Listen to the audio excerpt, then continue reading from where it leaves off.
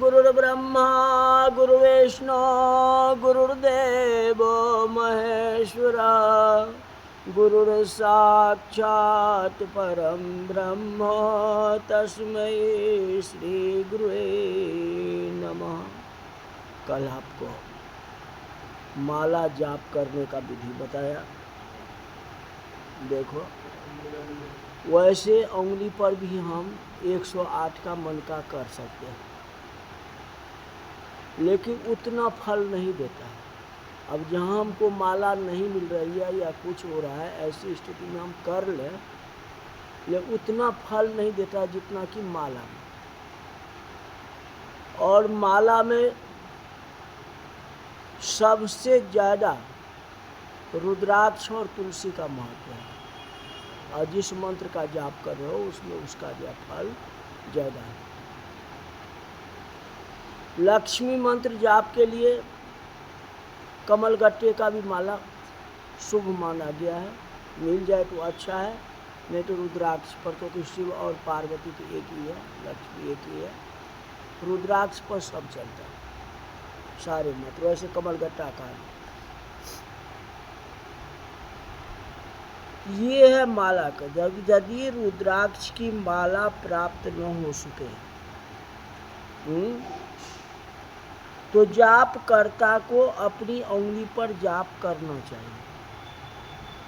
25 मन के वाली माला मुक्तिदायक और उत्तम होती है।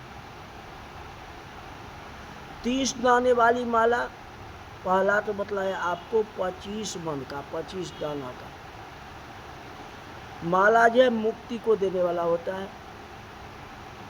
लोग इसको 28 बना देते हैं, 28 दूनी 56, 56 दूनी 108, इस तरह 28 बना देते हैं। तो वैसे 25 ही कहा गया। अब जैसे माला जाप करते हो तो 108 मन का होता है ना दाना। 8 की कोई गिनती नहीं होती है, 8 में वैसे ही छोड़ देता हो, भूल चूक की वजह से। गिनती होगी 100 का ही। माला 100 दाना का ही होता है, फिर 8 हम ज़्यादा लगाते हैं। और दूसरी 108 का महत्व है, ये जाने अनजाने कोई अगर भूल चूक हो गई है उसके लिए जो 108 मन का लेते हैं, तो उसके हिसाब से 28 का माला बनता है, 28 दाने का बनता है, या 56 दाने का बनते हैं। हाँ, वैसे कहा गया जो 25 ही है एक्यूरेट। अगर आप जाप करते हो, भूल चूक अगर नहीं होती है, ध्यान से करोगे तो 25 का जो है उत्तम माना गया। ये जो है मुक्ति को देने वाला है। और 30 दाने वाली माला जो है धन प्रदान करती है। 30 दाना का जो है धन संपदा को बढ़ाने के लिए किया जाता है। 27 दाना वाला माला अभी बतलाया, 28 दाना बताए थे। 27 दाने वाली माला सभी मनोरथों को सिद्ध करता है और बहुत अच्छा होता है। अब हाथ में बाँह में रख लो, बना करके छोटा सा, जब मर गया तब निकाला और फटाक से शुरू कर दिया, क्या फर्क पड़ता है। हाँ, 28 दाने वाले लोग जो है बाँह में लगाते हैं, हाथ में लगा के रखते हैं, क्योंकि जेब अशुद्ध होता है। पॉकेट में आप अगर माला रखते हैं, अगर माला पॉकेट में भी रख सकते हैं, कोई आपत्ति नहीं है, तो उस जेब में जो है कोई और वस्तु नहीं रखना चाहिए कि एक माला का स्थान बना देना चाहिए। जैसे आप मोबाइल का स्थान बना देते हो कि वो मोबाइल ही रखना है अभी के समय में, वैसे एक माला का स्थान बना दो, ठीक है ना, उसमें और कोई पदार्थ नहीं रखना है। लेकिन वस्त्र तो अशुद्ध होता है ना, इसलिए हम उसको हम हाथ में पहन लेते हैं कि माला में शुद्धता होना चाहिए, ये ध्यान में रखें। 27 दाने वाली माला मनोरथों को सिद्ध करने वाला है। और 15 दाना का माला हुआ तो नहीं, कोई कर नहीं रहा है, लेकिन कहा गया है 15 दाने की माला शत्रु की जीवन लीला समाप्त कर देती है। किसी शत्रुओं के लिए अगर किसी का आप जाप करो, अनित हो जाए, मेरा विजय कर रहा है, अच्छाई नहीं कर रहा है, उसलिए 15 दाने का बना करके कर सकते हैं। जैसे बगलामुखी मंत्र का जाप है, हाँ, ये तो अनिष्ट के लिए है। नहीं कोई आपके ऊपर जो है आक्रमण करता है या द्वेष करता है तो उसके लिए आप बगलामुखी कर देते हो। बगलामुखी अच्छे में भी है, बुरा में भी है। आप जिस में ले जाओ वो चाहे दोनों में जाओ, ये बात नहीं है। तो 15 है शत्रु नाश करने के लिए। 54 दाने वाली माला भी जो है सारे मनोरथों को पूर्ण करते हैं।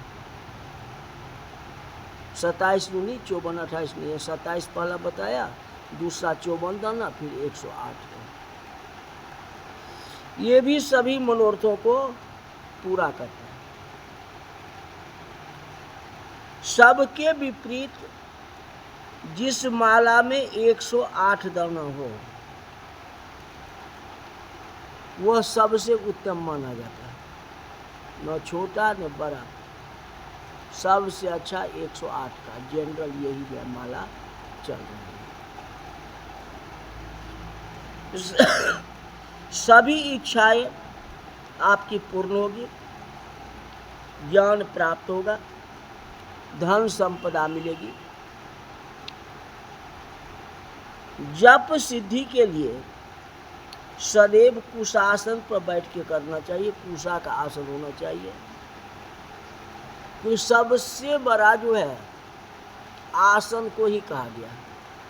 चाहे जितना आप जाप करो, 1 घंटा करो, 2 घंटा करो, जितना करो, आसन का महत्व सबसे ज़्यादा है।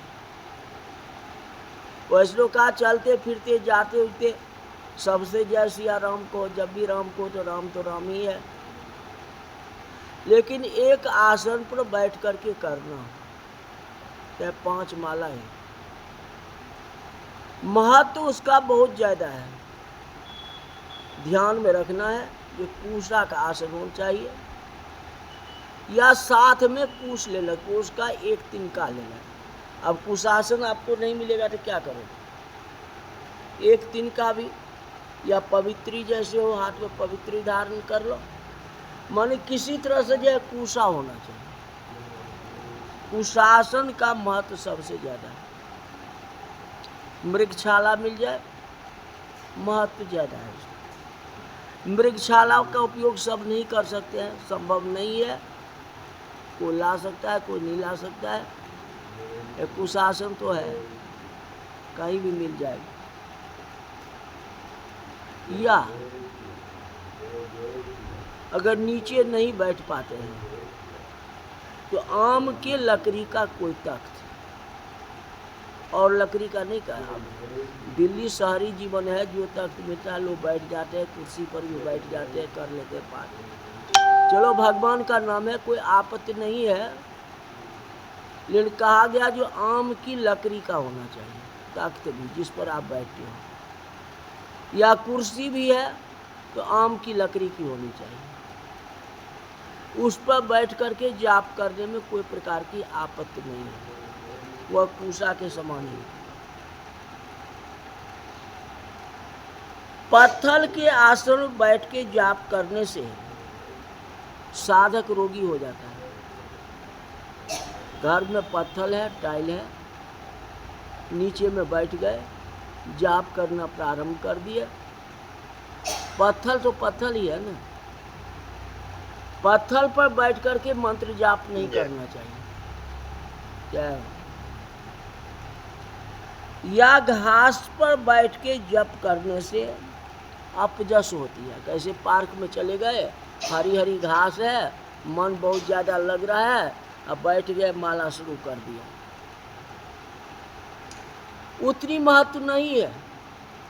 घास पर माला जाप करने से अपजस होती है, अच्छी नहीं होती है।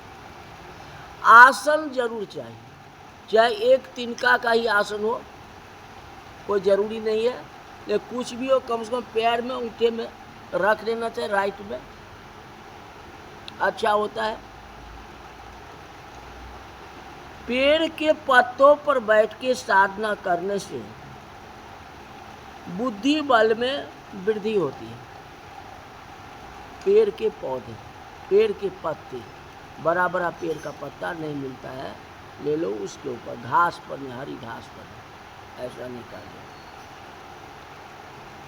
बुद्धि प्रबल होती है। या वस्त्र पर बैठ के साधना करने से जप तप व्यर्थ हो जाता है।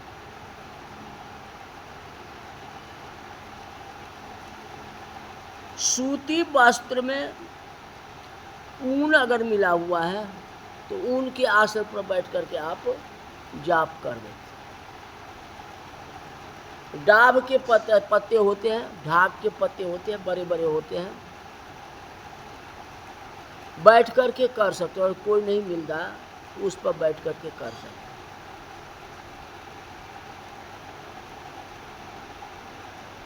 दूसरी बात है, दीक्षाहीन होने पर व्यक्ति को आसन उपयोग में नहीं लाना चाहिए। और गुरु से आप दीक्षा ले लिए हैं तो बिना आसन का जाप नहीं करें, आसन अनिवार्य होता है। और मंत्र दीक्षा नहीं लिए हैं तो कर सकते हो, कोई आपत्ति नहीं, ठीक है ना। कुछ आधी फल तो मिलेगी ना, पूरा फल नहीं मिलेगा तो आधा तो मिलेगा भाई। भाव को भाव अन्न कालस में कहीं तो मंत्र का जाप कर रहे हो। ऐसा आसन केवल यति, ब्रह्मचारी, उद्यमी आदि को ठीक नहीं कहा गया। साधक मोहन आदि मंत्र का जाप करते हैं, उनके लिए आसन आवश्यक होता है।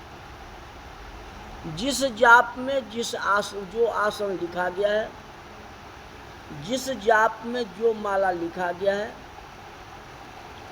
उस माला से हम जाप कर सकते हैं। महत्व उसका सबसे ज़्यादा है। गृहस्था आश्रम को पालन करने वाले व्यक्ति को चाहिए पहले नियम अनुसार माला को डोरे में डालें और मंत्र उच्चारण से उसे शुद्ध करके छिपा के रखना चाहिए। माला किसी को दिखा के जाप नहीं करना चाहिए। हाथ में माला है, माला झोली होना चाहिए, नहीं हो तो अपने कपड़े के अंदर छिपा लो, चाहे कुछ हो। ऐसा न करने से उसका जप निष्फल हो जाता है, उतना फल नहीं देता है। निष्फल क्यों कहो? जप के द्वारा चारों पदार्थ की प्राप्ति होती है, अर्थ, धर्म, काम और मोक्ष। जप का प्रभाव यज्ञ करने की समान होता है। अगर हम यज्ञ, बड़े बड़े यज्ञ नहीं कर सकते हैं तो जाप तो कर सकते हैं। यज्ञ, जप, तप, या तो यज्ञ करो या जाप करो। नहीं, थोड़ा अगर ज़्यादा है, इच्छा है तो तपस्या करो, तप करो। तप करने का मतलब एक आसन पर हमको कम से कम 1.25 घंटा बैठना है, चाहे सर्दी हो या ठंडी हो। बदन में कपड़े नहीं होना चाहिए। आप बदन में कपड़ा नहीं रखते हो, खुले वैसे ही बैठो, 1.25 घंटा रोज जाप करते हो, और ठंडी आ गई तो स्वेटर पहन लिए तो नहीं हुआ ना। नियम एक होना चाहिए, ध्यान में रखें। जप 3 प्रकार के होते हैं। जाप 3 प्रकार के होते हैं। एक वाचक, जो बोलते हैं सीताराम सीताराम सीताराम सीताराम, ये क्या हुआ? वाचक। दूसरा उपांशु और तीसरा मानस। रामचरित मानस, मानस की मन में रखने वाली बात है, जो उसमें लीलाएं दी है उसको मन में रखने वाली है, तब तो मानस हुआ। और रामायण पढ़ लिए और उसको मन में रखे नहीं, सुन लिया कथा, चलो जी जय राम जी की, तब तो नहीं हुआ ना।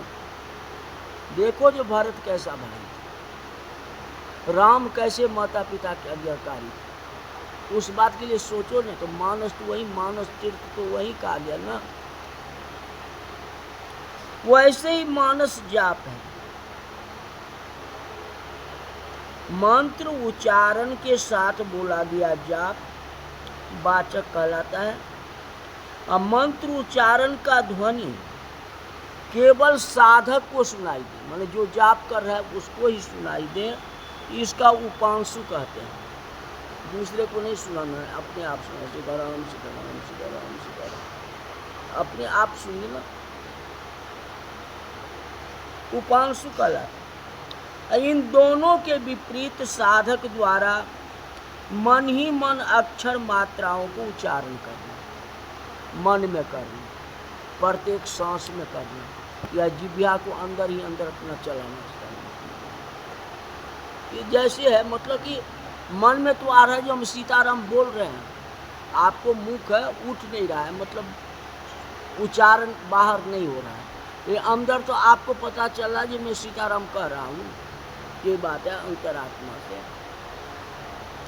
यो 3 प्रकार की जाप होती है, जिसके बारे में आज की कथा में बताया, फिर कल आपको बताएंगे। आज कथा यही तक रही। वो शंकर भगवान की जय।